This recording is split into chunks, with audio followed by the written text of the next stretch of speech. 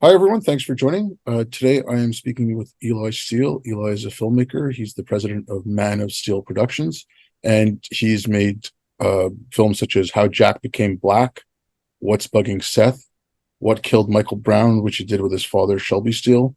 And currently, he's working on a new film with his father, White Guilt. Hi, Eli. Thank you very much for coming on. Thank you so much for having me. Uh, um, so, I mentioned you're working on this new film, White Guilt, with your father. Now, I'm assuming it's related to his book, White Guilt, or is this something separate? No, it is related. My father wrote that book in 2007. I believe America has changed so much since then. We've had President Obama, we've had President Trump, we've had DEI, we've had identity politics, we've just had Michael Brown, Trayvon Martin, Freddie Gray. I mean, it's just Black Lives Matter. So much has happened in that meantime between 2007 and now. And we were talking about that, and I'm like, this is a different America, and I think that there's something here. I'm not sure what, but I think there's something here about the idea of white guilt, and I think it's only grown as a phenomenon and just keep getting bigger and bigger. And so let's try to tackle that. Okay. On that point, okay, so I have to confess, the first time I heard the title White Guilt, it was when I was doing a deep dive into critical race theory.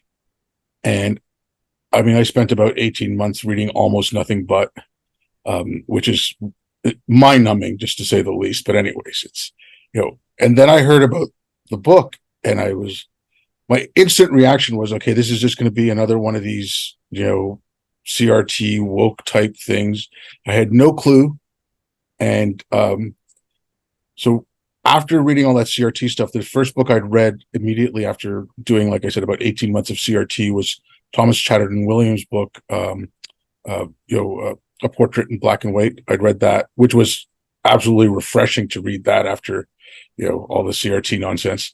And then I read White Guilt, and I was, very pleasantly surprised because it was not at all what I expected. It was not, because, I was just like thinking, great. But so what you're talking about now, yeah, I think,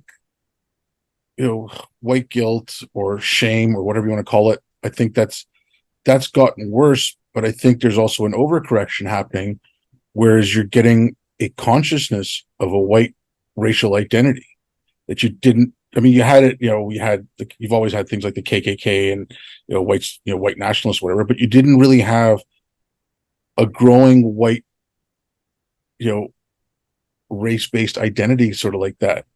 And I'm that like the guilt is bad enough because people will do all kinds of stupid things, but the other side, the overcorrection, that's what I find a bit worrying.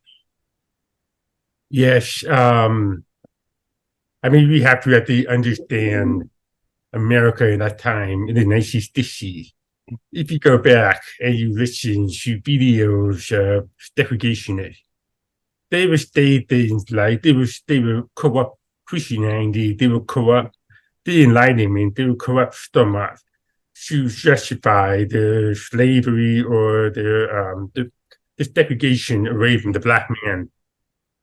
You hear things like, for example, they would say things like a white woman would tell her black servant, God loves you, but God doesn't love you the same way he loves white people. So you need to be the best that you should be on this earth. Be the best person, because then maybe you go to heaven and you'll be white. So they would say things like that. And I mean, that was the perversity of the language. But what's interesting in that is that white person had that moral authority. They thought that they were on the side of God. They had the righteousness. So then you go to the 1960s, and you have President Lyndon B. Johnson, you have Martin Luther King, all telling you you're wrong.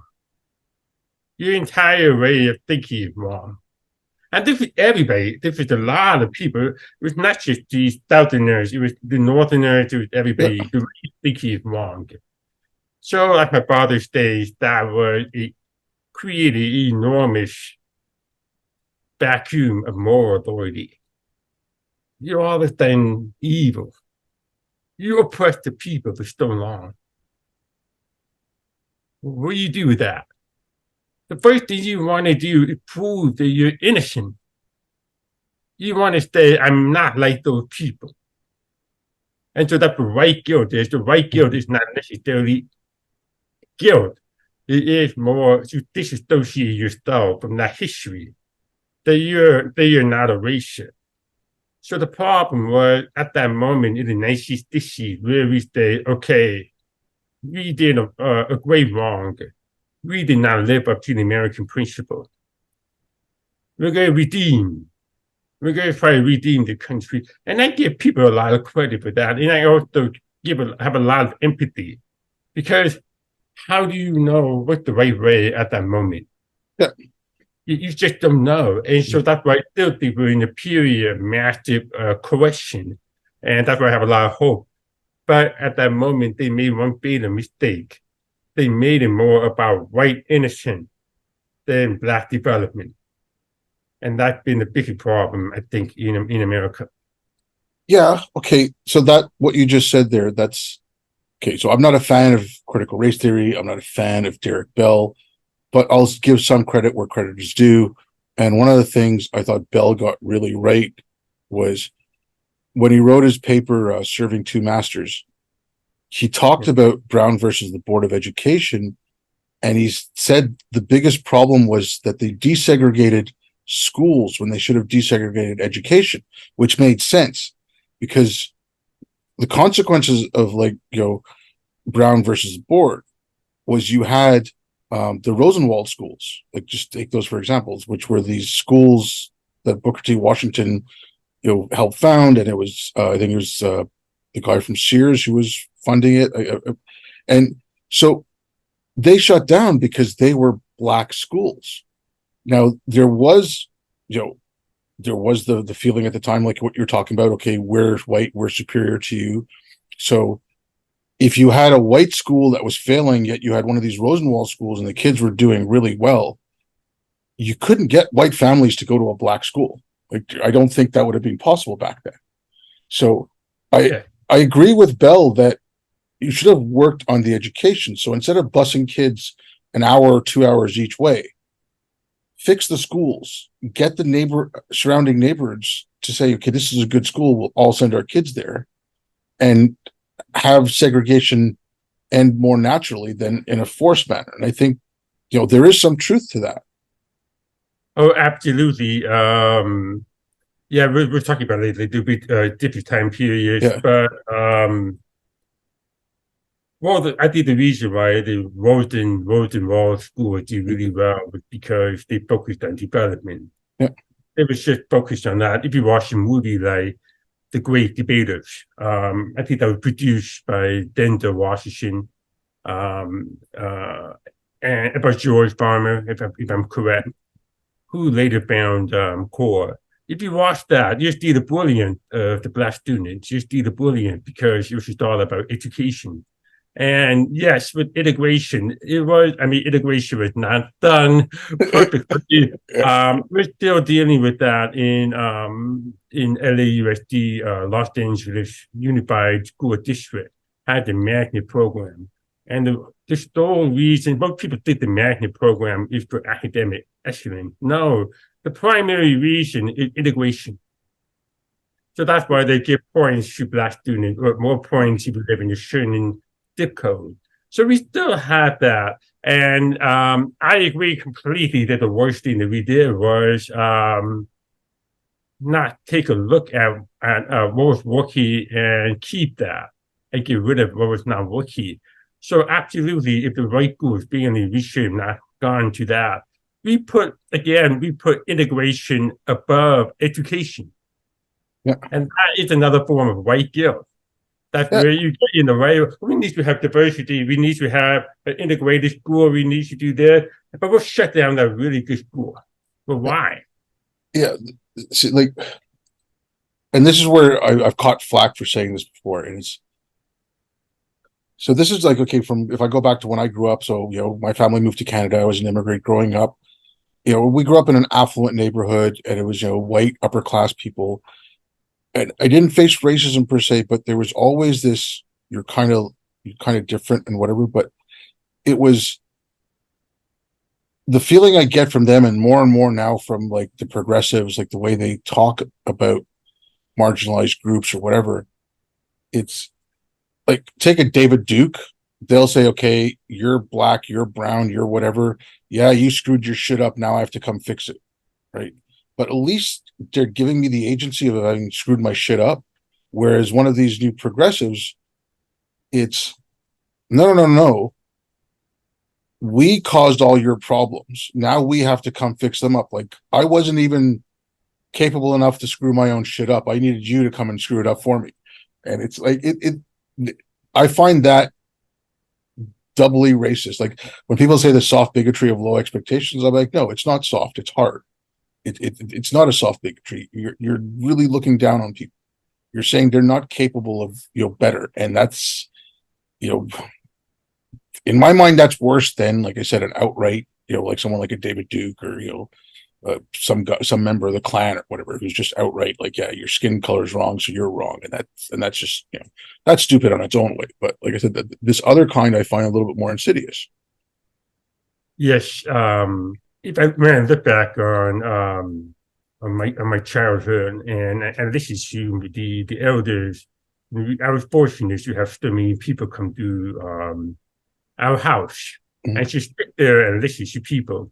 And what was very clear was blacks under segregation were not a racial group. They were human beings. They were being oppressed. So it was almost a weird thing because Mhm. being oppressed and being told to stay on that side of the color line. Mhm. They would go, but we're human beings, we're just like you. So the whites were almost inferior because they have racialized themselves. And so here today is so blacks will have a little bit, almost a little bit of sympathy for the whites because the whites were beholden to the idea of white supremacy. They had to be superior to us. They had to lie about the Bible. They had to lie about so much to keep that illusion of superiority. Well, if you had a black like my grandfather, who was a student of the Enlightenment, who read books despite having a third grade education, he knew more about America than those whites did. So that's why we marched the civil rights movement. You're marching for America. You were saying to the whites, you're wrong. If they all men are equal, you're wrong. And so here's the mistake, though. Why would we, as the race, I'm not saying I keep saying that, but Yeah, why that ever happen? Why would we, at the end of the 1960s, then turn around and place our faith back in the hands of those people that were dumb enough to believe in the idea of white supremacy? And so that's a big mistake. If we had yeah, stayed in our own, it charted our own path, it had enough belief in ourselves, it would be a different country. yeah. I mean, I see, like, so some of that. My family moved to Canada in the mid '70s, so and again, I'm in Canada, not the States, so a lot of this I miss out. But what I'm thinking about when I see that is, it went from a mentality of because okay, I just want to frame this correctly.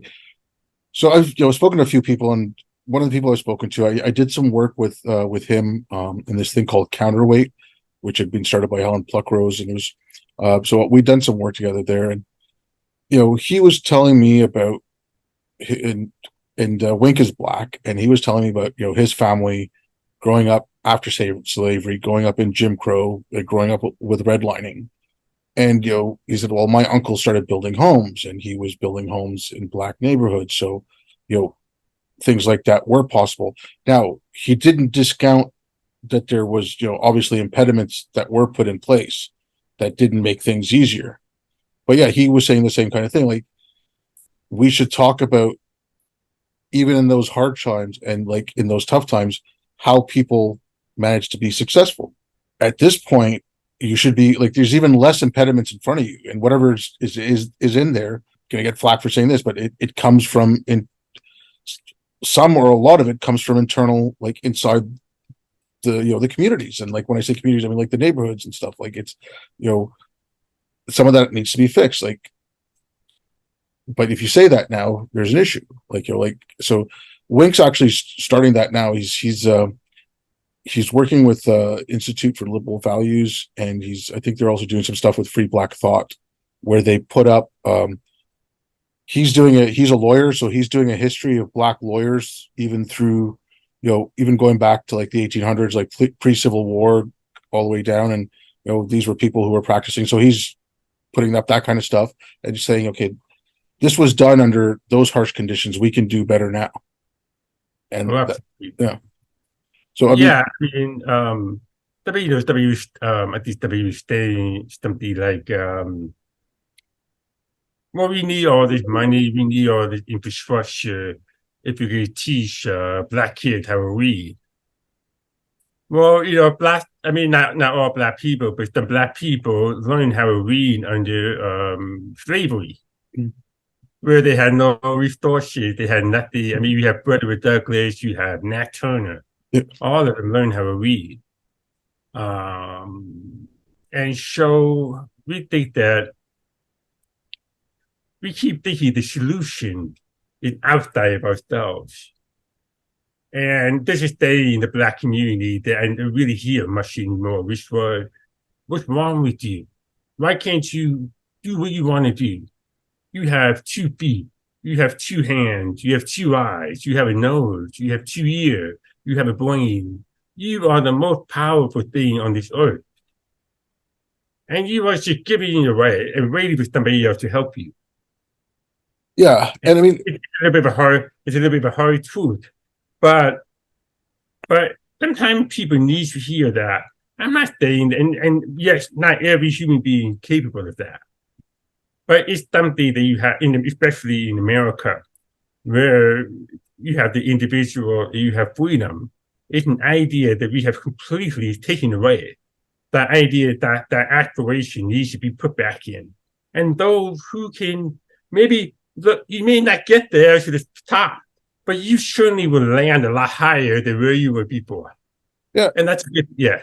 But okay, one of the things you mentioned, okay, like teaching kids to read. So I've been speaking to teachers and I've been speaking to parents, and it's like, if you look at the stats, I think on average nationwide, it's something like 65% can't read or write at grade level when they graduate high school. Okay. That's crazy. And now, one of my big issues with all this stuff, be it CRT or the gender stuff or anything, right? Like any of this quote unquote progressive nonsense, we're arguing about whether or not CRT is being taught in K through 12 when we should be arguing about the fact that kids can't read. Yes. Okay. And now you want to argue that, okay, bringing in a CRT curriculum is not going to help kids read. That's, I agree with that, but that is something to be argued.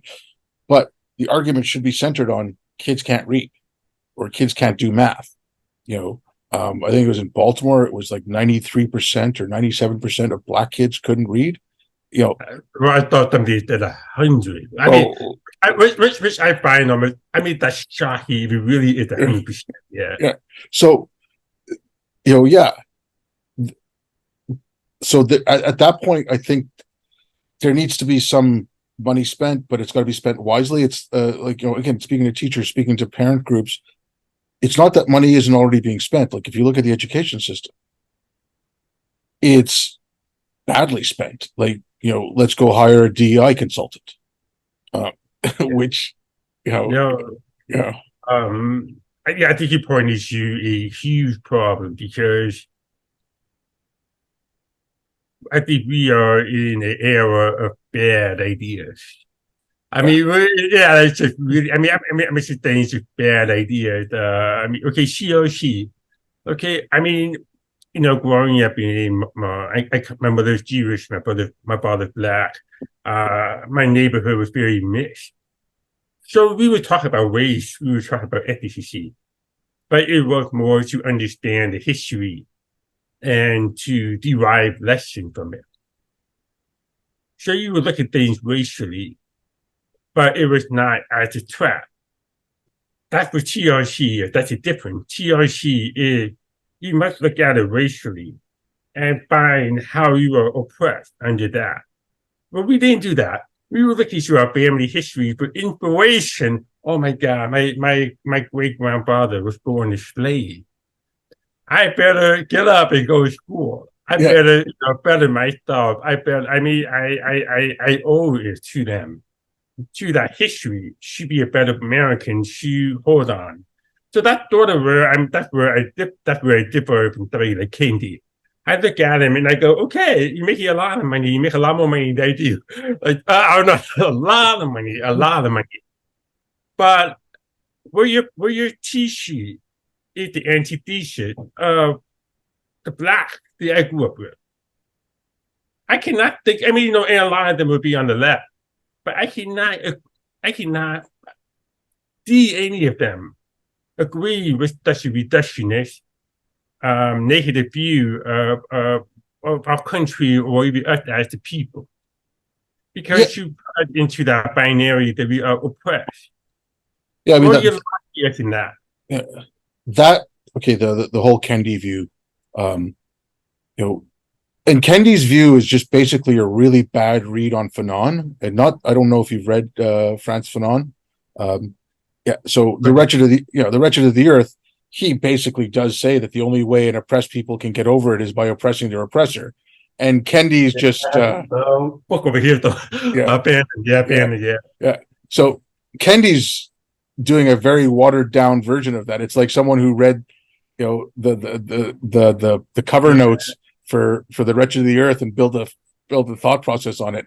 And but it's it is reductionist, but it's also creating conflict. I bring up this example a lot. There's a school in New York City, the Fieldstone Academy. It's K through 8. They charge, I think, $45,000 a year. And they started in 2015. They separated, so they took kids from grade 3 to grade 8, and they separated them in affinity groups. And they said, "We're going to talk about your races." They told everyone except for the white kids, "You're oppressed, and it's Whitey's fault." And they told the white kids, "You oppressed everyone. Like you're." Within a few months, these kids were going online. What's bad about being white? What's bad about being black? What's bad? And they turned into racial ideologues. And the school to this day is still having racial problems. So, like, what I'm saying is, we've done this and we've seen what it happens, and yet we're still pumping more money into this. This is where it's going. And some of the things that are happening against it, I find go too far. But instead of fixing this, now all the concentration's on, oh, well, DeSantis is going too far. Texas is going too far. It's like, well, those people already went too far the other way. Yes. Well, here's the thing. Here's the thing is, remember, white guilt and Father's Day is black power. So Kendi is black power. He is the modern day version of black power. So he is milky white guilt. He's a milky. He basically, but what he stated is so traitorous to our legacy, where we come from as a people. Because he's basically stating that at the time of the most freedom, at the time of the most wealth, we are dependent upon the whites for our uplift. The whites have to stop oppressing us in order for us to do better. Well, if you tell a kid that he just starts looking, it becomes another excuse for your failure. It becomes another excuse not to be the best you can be. You are dependent upon this. Just think about it. What do you mean by white people? Your white grandma down the street oppressing you. It really gets you a point where, and then the oppressor, the real oppressor, is actually the person that's telling you this lie. Yeah. And so that's what people have to understand. they're making money off of it. They're taking something that was so horrific. I mean, it was something that was barbaric beyond what we can imagine. And they're taking that and the property off of that history. My grandfather, who was born in 1900, when I give you when they he marched to the civil rights movement for over 20 years. He was one of the founding members of the core. And the minute they passed the civil rights bill, is DC4, DC5, and DC7, DC7, you know what he did? He went and bought a house in the neighborhood that he wanted to. He moved on with his life. He lived for another, maybe only about 7 more years in pure freedom. He didn't sit there and say, what can the white man do for me? He said, I am free now. I'm going to go buy my house and live as a free man wherever I want.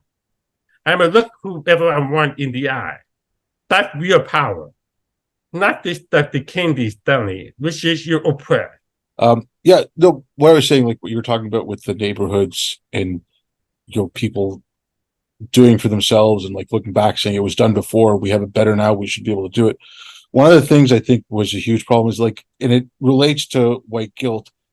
I don't know if you read Jonathan Rauch's book, Kindly Inquisitors. He talks about the humanitarian threat to liberal science.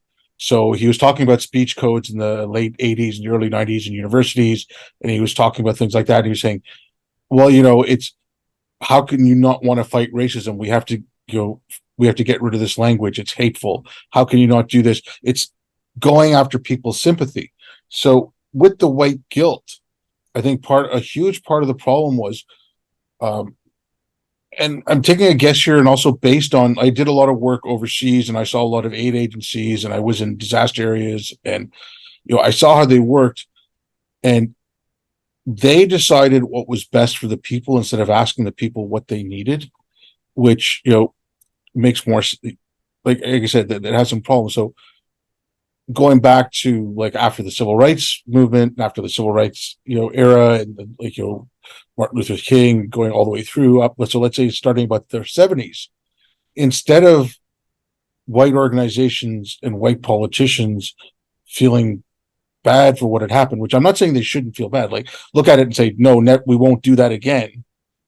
But instead of wallowing in guilt and say, well, we have to go fix this now, they went and did what they thought was needed to be done. Like, this is my view. And it just that they didn't go to the neighborhood and say, what do you need?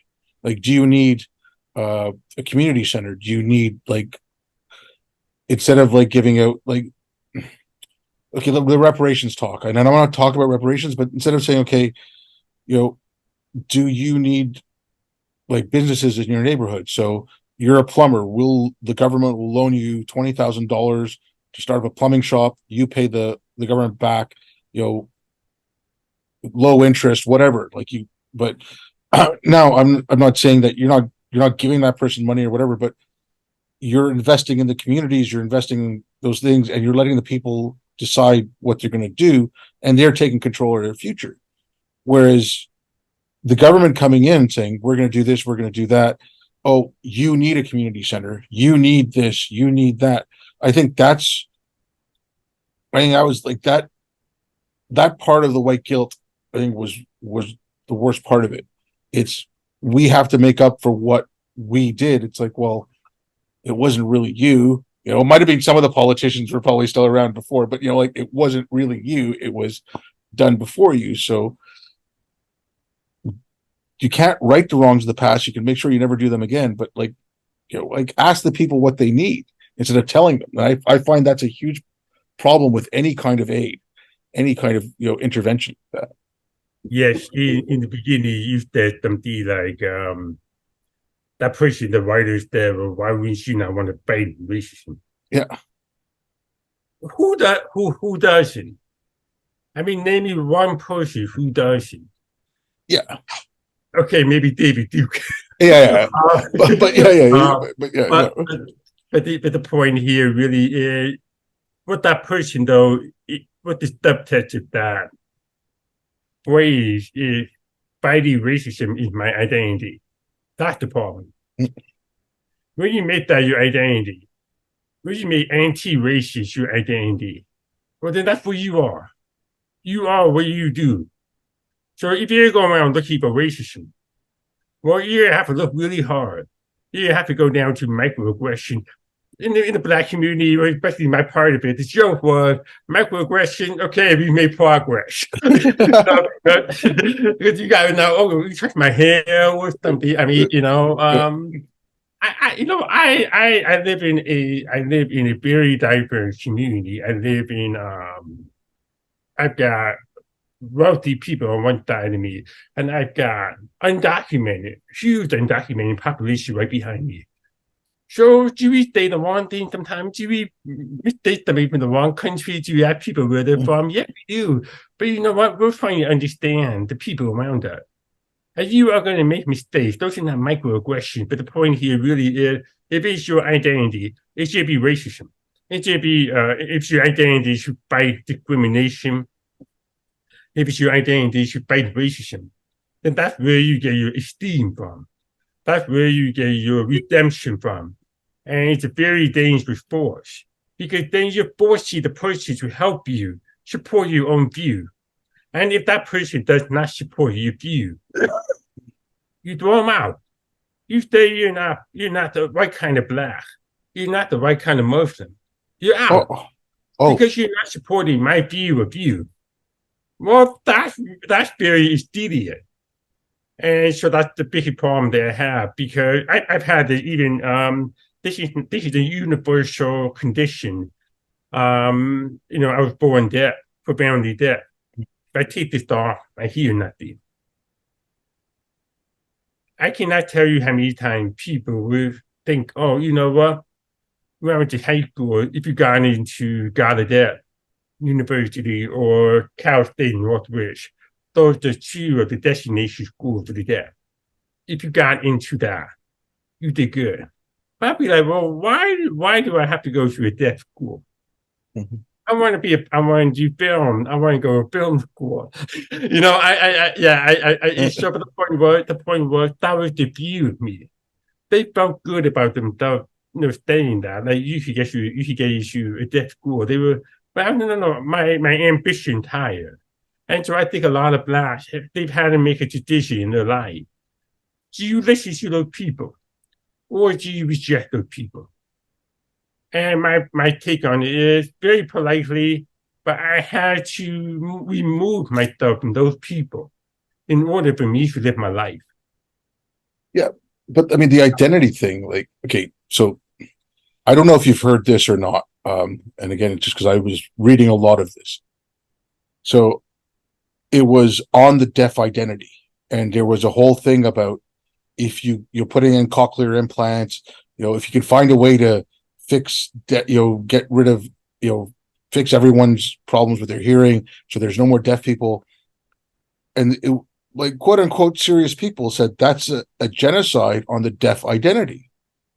And it wasn't. I have a lot of people in the deaf community hate my guts. They hate me. They hate me for what I stand for. And not all of them, but a lot of them do. And for example, the most ridiculous idea was, okay, if you should trace your deaf ancestry back, like 4 or 5 generations of deaf, then you're really deaf. And say, oh, so I'm not. If you communicate using ASL, then you're really deaf. Okay, so I'm not. But I have a worse hearing loss than most deaf people do. I have a 95 dB hearing loss, which is literally 10 dB the rate of being stone deaf, meaning impossible to hear. I'm on the bottom. So you tell me that I'm not deaf. Why? Because my parents struggled. I mean, it took me, I'll give you the backstory. So I was diagnosed as having a hearing loss when I was a year old. I had the hearing aid put in when I was 18 months. I didn't say my first word until I was 4. So that's a lot of therapy. That's a lot of people calling my parents abuser because they kept believing, they kept trying to give me therapy. And when I said my first word, it was over. My brain clicked. Because how do you teach a baby that can't hear? That it should talk. Yeah.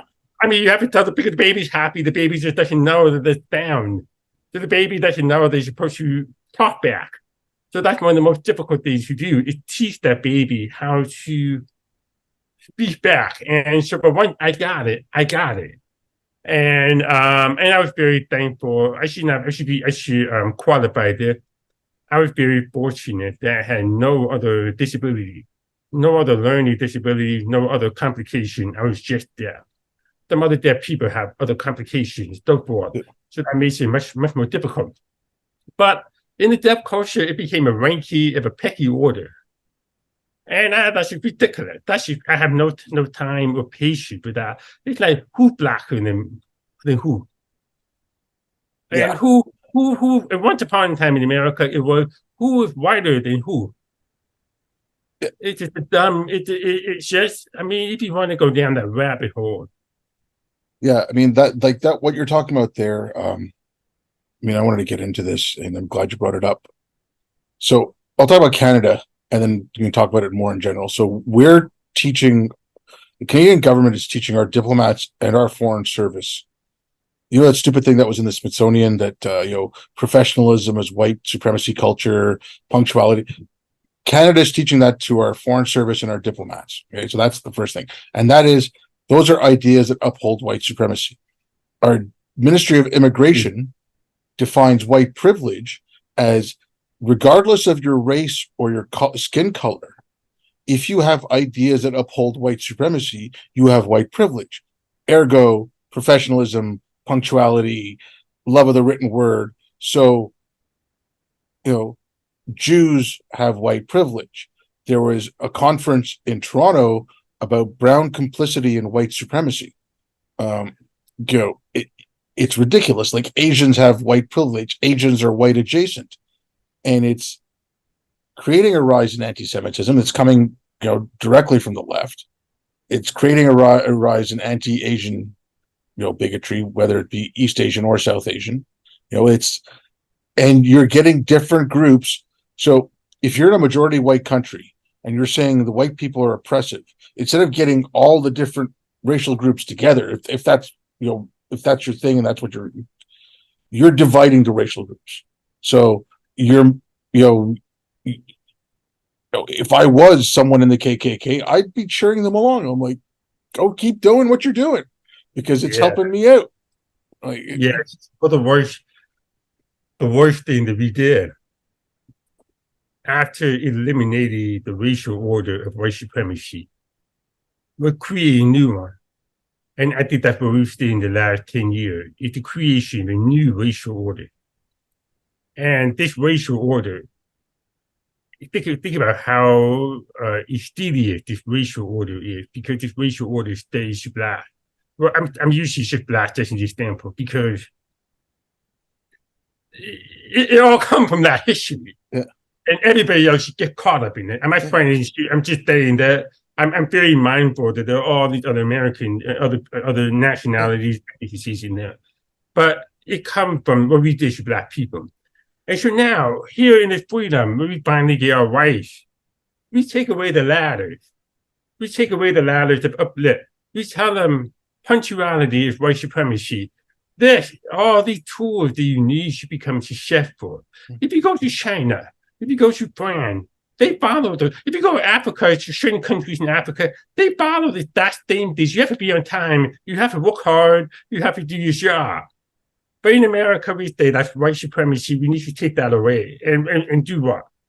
We need those tools. We need those things to build up our country. And we want to take that away in the name of anti-Americanism, shame about our country. You feel shame about it. But you know what? It's my turn. It's my turn. I am literally the first male in my family that was not born under any form of oppression. My kids are so spoiled. They grow up in America that has, everything. and they are so lucky and so. I mean, they literally probably have the best lives of any human being in this distance on this earth. You know, just and the middle class here. They're not rich, but just the amount of wealth that we have. And so we create this new racial order here to control people. And then we come up with all of these constructs. Again, these are racial constructs, just like the white supremacists did. Yep.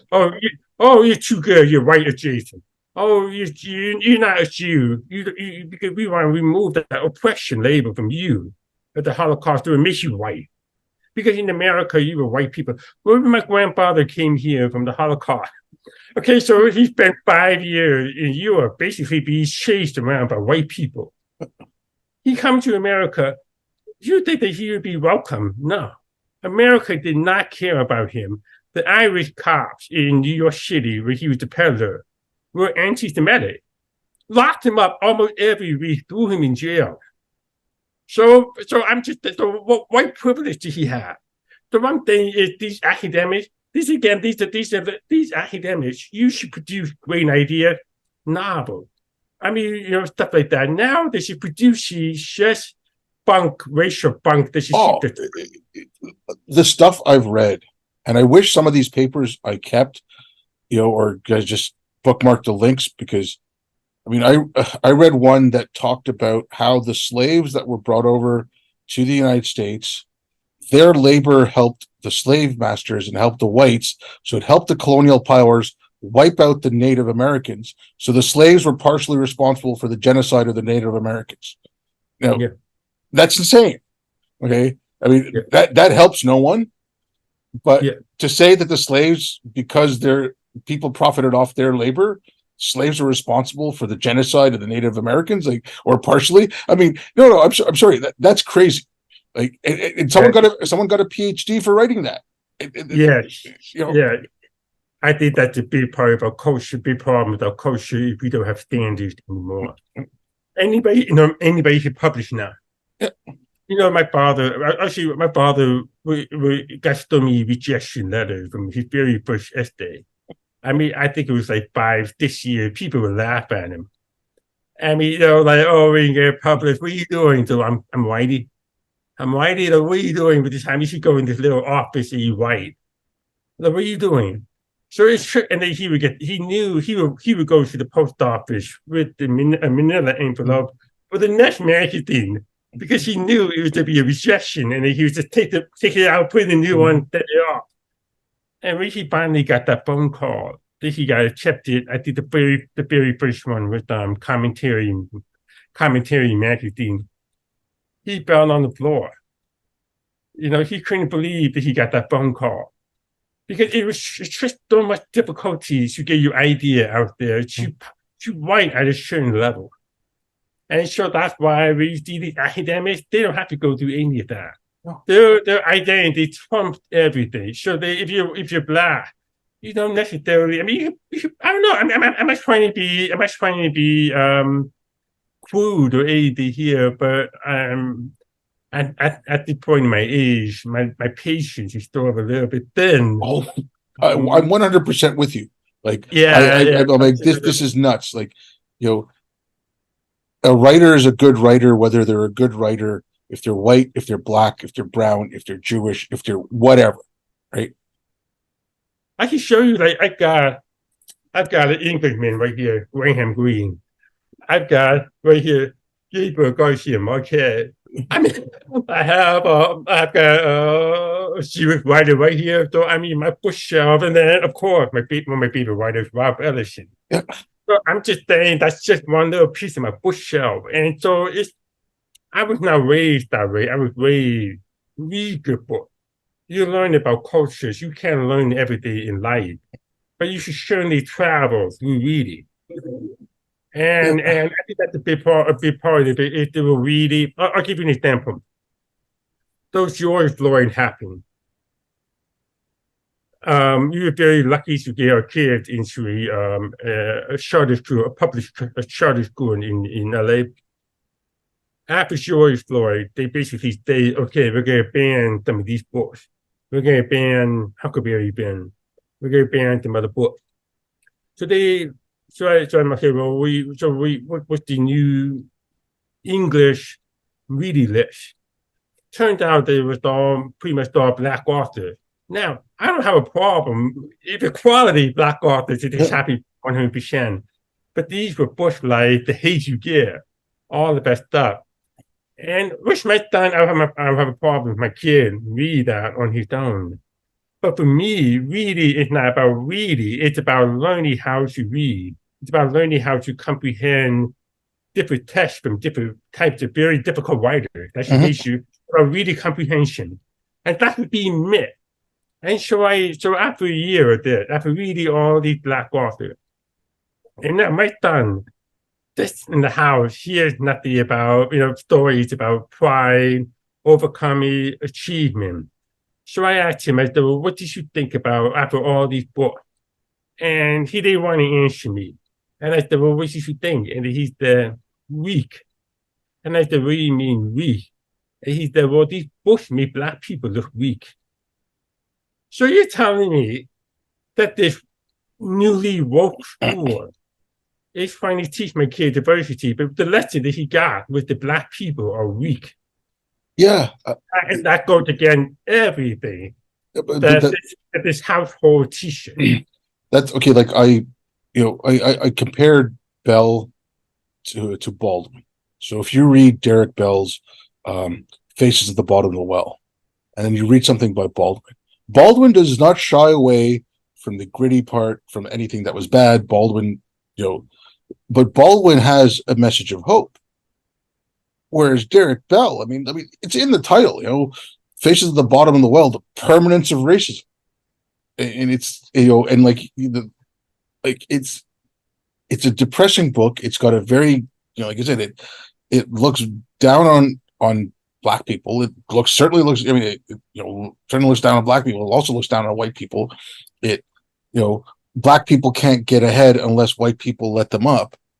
And I mean, it was written in what, 89 or 90. And it's like, I'm sorry, at that point, I thought it was a little earlier. Fish is the bottom of the well. Okay, maybe I got the date wrong. Maybe it was okay, but still, it was still written at it wasn't written right after the Civil Rights Act. It was written, like a couple of decades later, but things had gotten better. And to write that, and then it's like that kind of attitude, or some of the, like one of the books I read, Acting White, and I know there's a few with that title, but this one was, I mean, the prologue is about how the Obamas acted white and why you shouldn't, and then the rest of the book is like, why act white, speaking white. It just like it's just ridiculous. And I'm like, I read that book, and all I could think of was, are you telling black people not to be uppity? Like that's all I could think of. Yeah, absolutely, absolutely. So many bad ideas. I mean, because basically, I learn how to, as a deaf person, learn how to speak and hear. Oh, I can't remember the exact quote. Black Lives Matters, probably around 2014, 2015. They had like you call it, their belief, their statement, what they believe in as an organization. And they had something, and I can't remember the exact word, but I know if you probably go back to what you call the Wayback Machine or something, you should pull up the old document.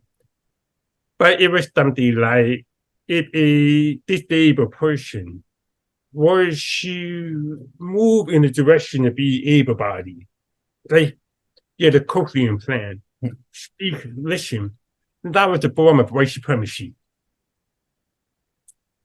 So at that point, that's where I said, okay, I gave Black Lives Matter a little bit of credibility at the very beginning. Okay, body cam, yeah, I think it's a good idea. I give them credit for pushing that because it helped both sides in a way. But when you start putting poisonous ideas in there, where so I need to be, what do I need to be? What do you want me to be? Not do anything? I mean, not not be a part of society. I mean, it's then a very, very anti-American or anti-achievement message to people that if you try to be successful, you try to be part of the mainstream world. Now, I'm not saying that there's a normal way, but if you try to make your mark on this world, then somehow you're a white supremacist. Well, then I mean, might as well should put a bullet in your head. I mean, why try? That's Yeah, the I mean, I actually don't know where you go with that because I know where his life should be in identity groups. I know where his life should sit there and see everything through just black lens, or see the world through just a deaf lens. I know what it's like, and it's over within 1 hour for me because that's as far as you should go. Once you go past that 1 hour, you start repeating yourself. yeah. There's no because you can't grow. You can, take a chance upon yourself.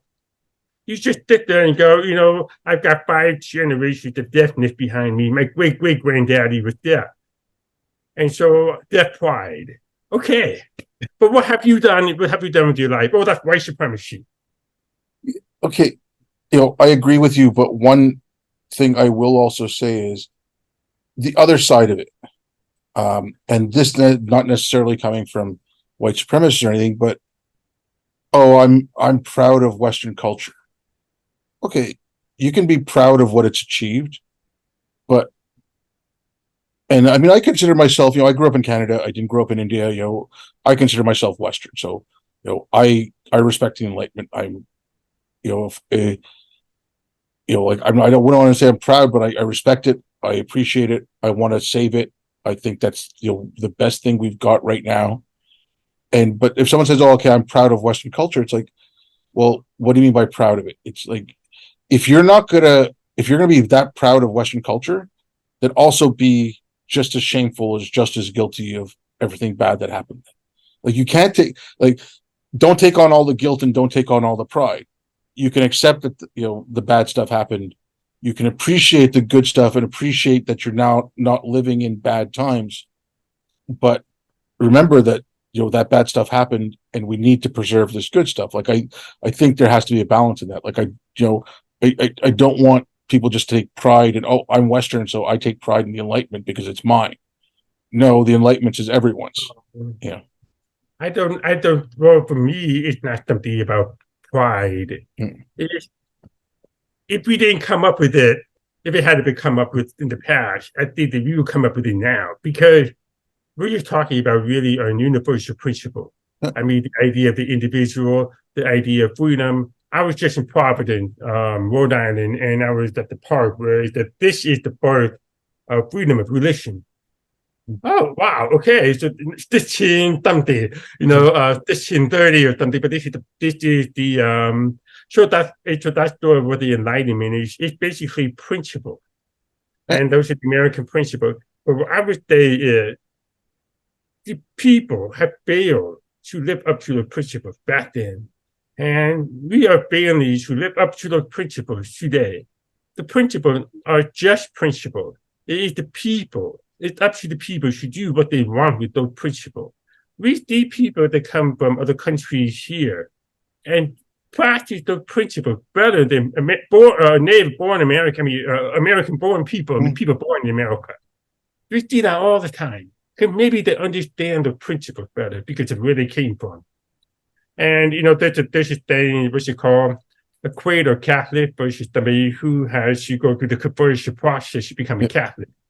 Sometimes the people that really had to work hard to become a Catholic and convert are better Catholics than the ones that were born into their cradle, and cradle Catholic.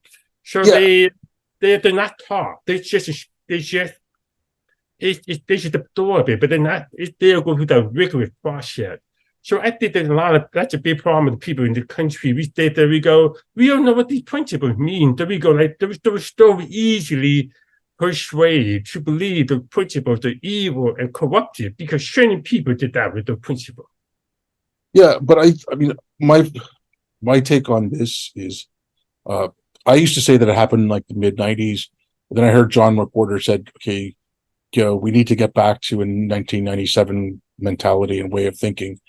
And he didn't mean that we were better off or whatever, but he was just saying it was roughly around that point that all the talk went from the Martin Luther King version of content of the character to the Kimberly Crenshaw version of we need we need a politics based on identity. So it went back to that racial look, and so I think if at that point it hadn't taken that turn, and if we'd actually stuck with the principle of color blindness, or let's take race, let's get rid of the concept of race, and and I still think you do need to look at certain things like in medicine. Okay, if you want to talk about sickle cell, you're not really going to go into white middle class or white neighborhoods. Period. You're going to study mainly black neighborhoods. It also happens in some South Asians, and you're going to look at that.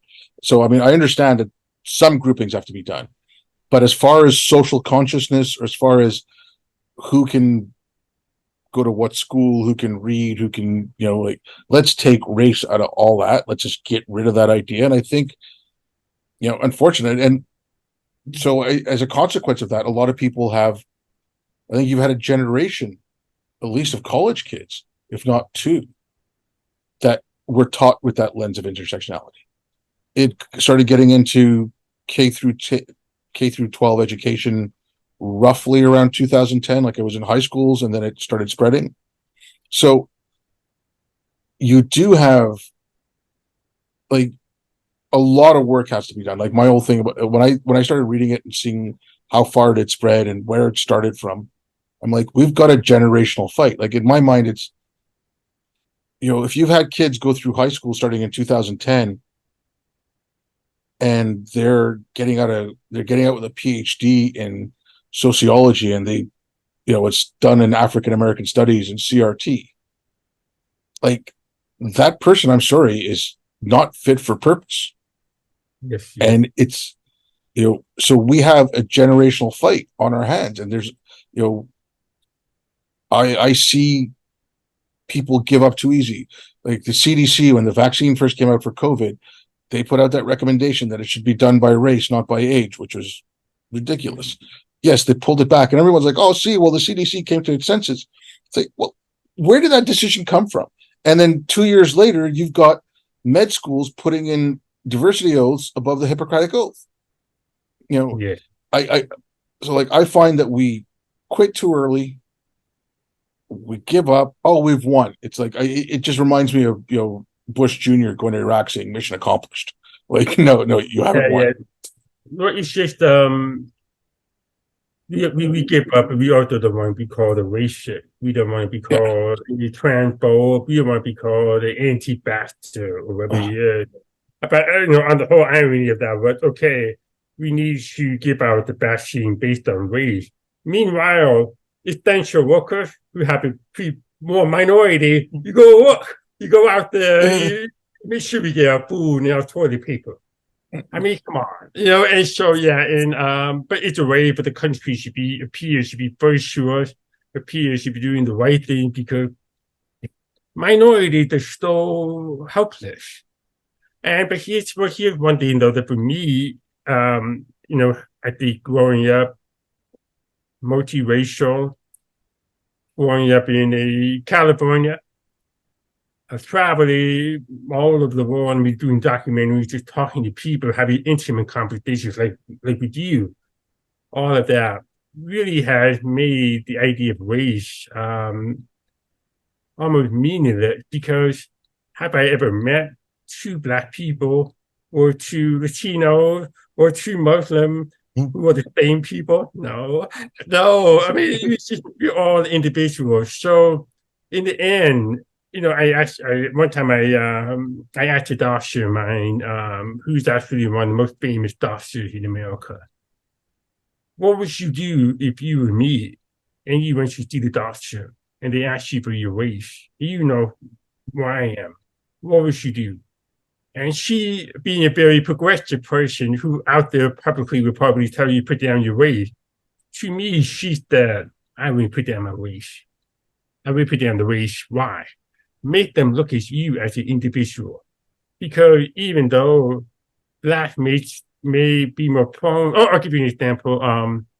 A friend of mine, Jamaican, actually Jamaican, a black and Jamaican, when she did the doctor, he had this weird, I don't know what the symptoms are, but it took about 2 or 3 years. They kept looking at him as a black man. Turned out that he had Crohn's disease, which is more Jewish. So they wasted all that time if they just listened to what he was telling them, the symptom. This is what I'm feeling. If I have the story correct. But the point was, you didn't listen to the guy. You didn't look at his body. You looked at his race. He had to go through 2 or 3 years of unnecessary pain. And so you have to. I mean, I am against. This is why I'm against race being used by the government.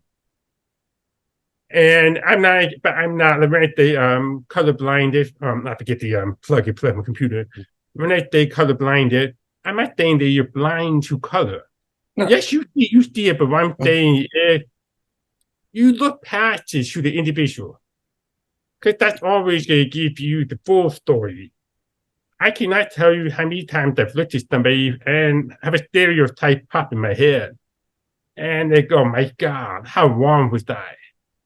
And I know that every human being will sit there and think about how wrong they have been and be honest with themselves.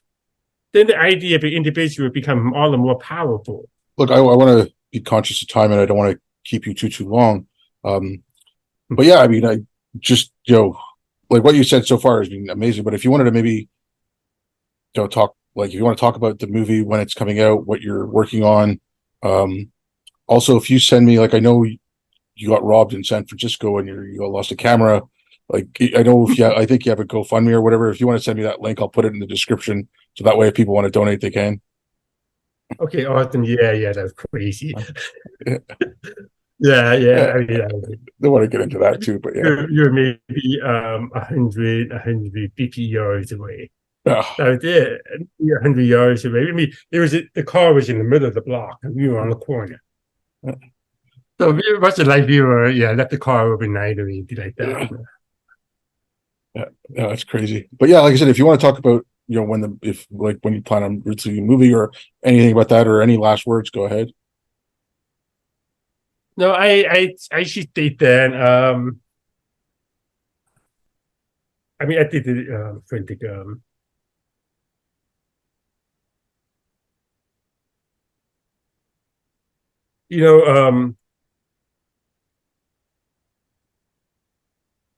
We keep thinking that there's power or redemption in race, but race is what you make of it.